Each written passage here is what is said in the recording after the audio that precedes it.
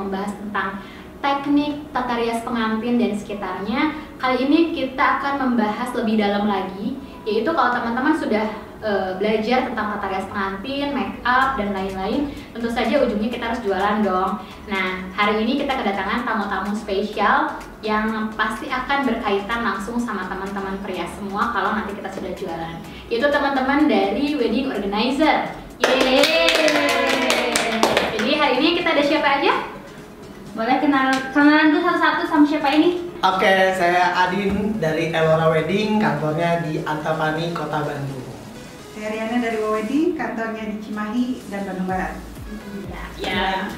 Mungkin kita mau tanya dulu asalnya awal dari usaha wedding organizer masing-masing. Mungkin boleh diceritakan sedikit. Adin mungkin? Oke, siap. Awal mula bisa terbentuknya wedding organizer yang bernama Elora itu kalau untuk terjunnya langsung memang saat kuliah. Jadi saat kuliah dulu sama teman-teman saya sih bertiga, teman-teman S1 gitu kan, cuma ngobrol-ngobrol biasa nih, ngobrol-ngobrol sharing biasa, terus kayaknya bikin apa ya gitu kan.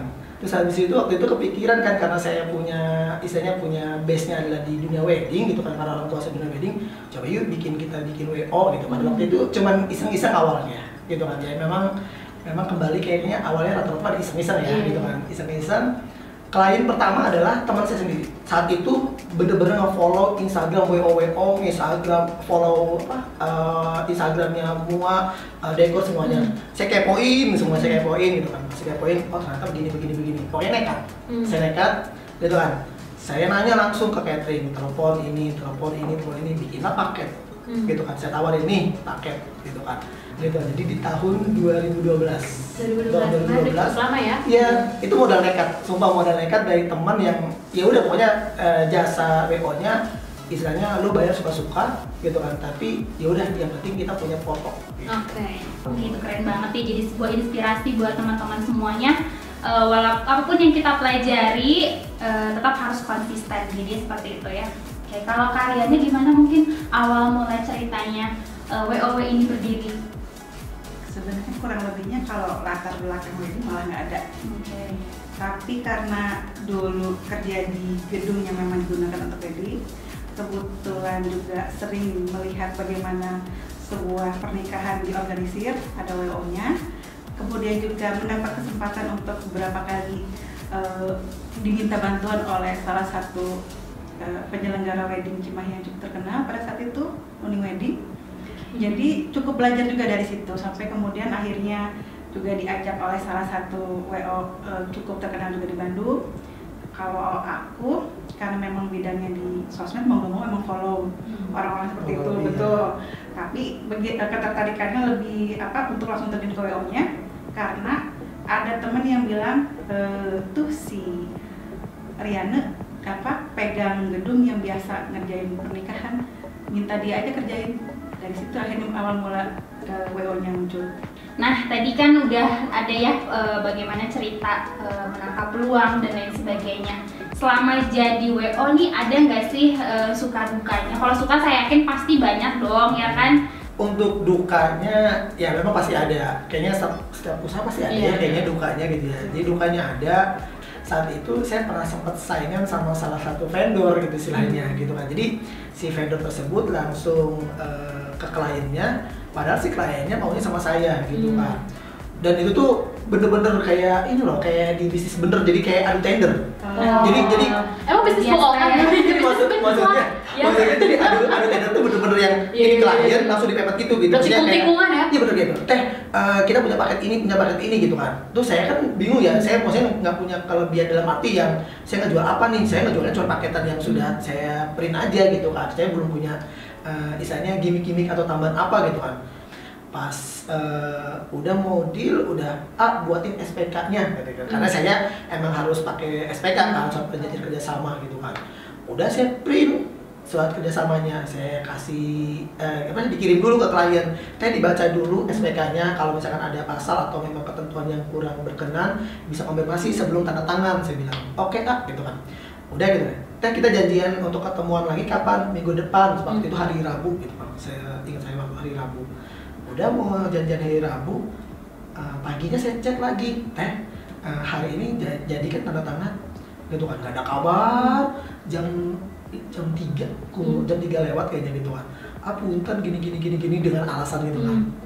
Pas saya kebetulan udah follow-an kan, udah temenan gitu, pas ngeliat ngepoin, waduh bener lah. Jadi bener-bener yang aduh ditikung tuh bukan soal perasaan asmara aja ya. Iya langsung gitu. Iya, kan dia coba ada cerita apa nih dukanya?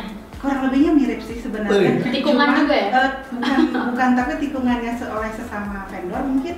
Kalau ini tidak, jadi kliennya nanya begitu detail soal paketnya, kan biasanya itu sudah tanda-tanda bakal jadi nih.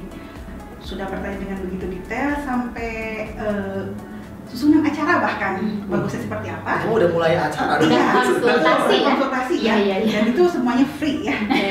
Jadi tahu-tahu teh punten kayaknya nggak jadi. Oke. Tapi begitu karena masih berteman di sosial media, begitu melihat ternyata dia memang menggunakan semua vendor saya tanpa WO. Jadi resource saya diambil semua. Saya tahu rasanya ini. Mungkin sebenarnya kliennya pengen jadi WO. Mungkin. Jadi tapi kayaknya ada dulu story-nya. Kayak saya berpengalaman juga kalau cerita itu ya.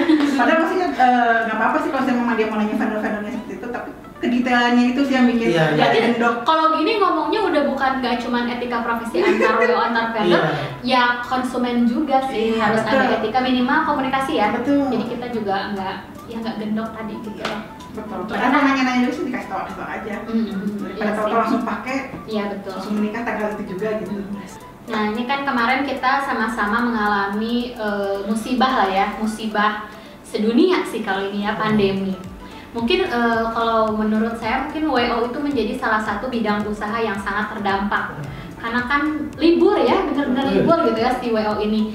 Bagaimana WOW dan juga Elora Wedding menyikapi si pandemi ini dan apa yang dipersiapkan sih baik pada saat pandemi dan setelahnya sekarang menjelang new normal. Nah, kalau dari WO memang benar sih terdampak karena memang banyak sekali aspeknya, bukan hanya pribadi doang gitu, karena kan kita juga tim juga kan ada beberapa orang, terus melibatkan pihak-pihak yang lain juga kan, terus dari situlah akhirnya bukan dampaknya ke WO doang sih, akhirnya jadi banyak kan, ke orang sound juga, gitu, orang makeup juga gitu kan. Acara adat apalagi? Iya, acara adat juga kan gitu kan. Jadi akhirnya dampaknya itu memang ya cukup bikin kaget gitu kan. Akhirnya kan kita bikin konsepnya kalau dari Elora, selain memang mengikuti anjuran pemerintah untuk akad dulu gitu kan, abdul gitu istilahnya, akad dulu gitu kan. Terus sama ini virtual wedding. Jadi virtual wedding memang, virtual wedding ini justru malah yang tadinya awalnya saya tidak terlalu peka dengan dunia digital, khususnya kayak di fotografi, dokumentasi, ini bener-bener yang menjadi vendor yang memang number one gitu istilahnya. Karena iya, jadi lu mau ngedatengin tamu 1000 boleh, kita virtual wedding aja gitu istilahnya. Kalau dari WOW mungkin menghadapi pandemi? Iya, menghadapi pandemi jatuhnya lebih ke tradisional, menyiasatinya, karena kalau untuk ke virtual wedding karena memang konsumen wedding kelasnya itu masih tradisional, jadi kita menyikapinya dengan hal-hal yang memang betul-betul protokol kesehatan menjaga. Jadi memang agak cerewet setiap ada klien yang mau mengadakan acara di saat pandemi, itu yang pertama kali diingatkan adalah tidak bisa mengundang banyak orang. Mau diadakan di mana di rumah, maka minimal 6 orang. Jika mau lebih, entah itu WO atau bagaimana, maka disiasati dengan menjaga jarak gitu. Kemudian yang biasanya kita jaga juga adalah karena kita tidak tahu ini penyebaran dari mana. Jadi ya kita preventifnya ya ngikutin anjuran pemerintah aja, disemprot dulu disinfektan, terus para kru sudah dibekali, yang pasti sih kru harus sehat dulu, karena itu kan jadi taman-tamannya, betul, sehat lahir batin, betul. Sehat dulu, terus diutamakan masker saja yang penting, karena itu juga penting. Terus sama-sama bekerja sama dengan MC untuk saling mengingatkan, itu aja sih. Nah teman-teman, tadi kita udah sama-sama dengarkan detailnya tentang dunia wedding organizer. Nah mungkin yang terakhir saya ingin dengar langsung dari Kak Adin maupun Kak Ane terkait dengan tips dan trik memilih wedding organizer. Mungkin untuk teman-teman calon pengantin atau mungkin untuk vendor, mungkin ada pesan-pesan dari terutama menghadapi masa pandemi ini. Silakan Kak Ana dulu mungkin. Dijawab berarti ya. Iya, dijawab. Jadi intinya sih kalau di pandemi ini kondisinya karena kita terus sampai kapan kepada vendor maupun kepada calon klien yang mau nikah, jangan takut menikah, itu saja. Tapi tolong lakukan protokolernya karena kita tidak tahu, sama-sama tidak tahu pandemi ini sampai kapan, menularnya bagaimana. Jadi ikuti saja protokolernya karena itu demi kepentingan bersama. Intinya sih kita saling menjaga, maka kalau bisa saling menjaga, jangan takut menikah. Dari Kak ya? Oke, kalau dari saya tipsnya adalah pertama pilihlah WO atau vendor yang memang dia mengerti tentang protokol kesehatan kalau berkaitan dengan pandemi gitu kan. Jadi kalau misalkan untuk pesannya gitu kan, untuk vendor gitu kan, memang di kondisi pandemi ini sebenarnya adalah ujian kita untuk meningkatkan kreativitas. Gitu kan, untuk kreativitas yang dulu mungkin kayak udah standarnya weddingnya lo begini gitu kan. Tapi sekarang tuh menggunakan teknologi gitu kan. Menggunakan teknologi bisa jadi gitu kan. Ini WO-nya Kota Bandung, WO-nya Cimahi, dipakai nih di benua Eropa karena dilihat dari virtual tadi, gitu kan. Karena efek dari pandemi kan ambil hikmahnya aja. Nah, thank you banget nih Kak Ajin sama Kak Ana udah datang ke Mas Egi Entertainment, udah sharing banyak hal tentang perjalanan wedding organizer sampai dengan tanggapan tentang wedding new normal. Oke, ini kita ada sedikit kenang-kenangan dari Mas Egi Entertainment. Terima kasih. Ini apa nih, kembang goyang? Ya, toko kembang goyang itu toko kosmetik dan peralatan pengantin nomor 1 di Kota Cimahi. Instagramnya ada di sini ya. Ada Instagramnya ya? Boleh. Jadi perlengkapan pengantin ada di kembang goyang. Toko kembang goyang, betul sekali. Oke, teman-teman semua, terima kasih udah nonton Mas Egi Entertainment episode kali ini. Jangan lupa untuk like, komen, dan juga subscribe channel Mas Egi Entertainment. Dan kasih juga kita masukan-masukan untuk episode yang lainnya. Sampai jumpa, dadah. Bye. Thank you.